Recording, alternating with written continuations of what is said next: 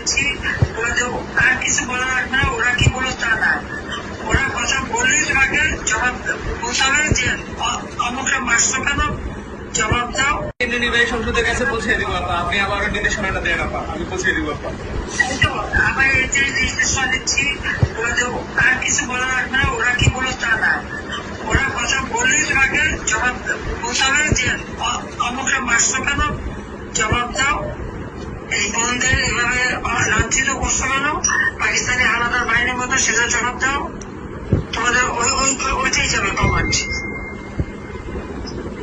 ওইটা কমে যাবে। আমরা এখন অনলাইনে সরব থাকবো আর সেফ থাকবো সবাই, এটুকু আপনার নির্দেশনা আপা। সবাই সবাই সেফ থাকতে হবে। হ্যাঁ জি আপা। সবাই যে কজন কেন্দ্রীয় কর্মচারী নামের তালিকা বাংলাদেশের সবাইকে সেফ থাকতে হবে।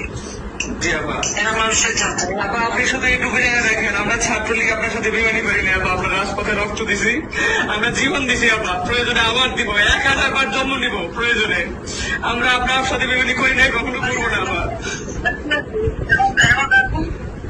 আচ্ছা জি আপা, হাফিজ। জয় বাংলা আপা।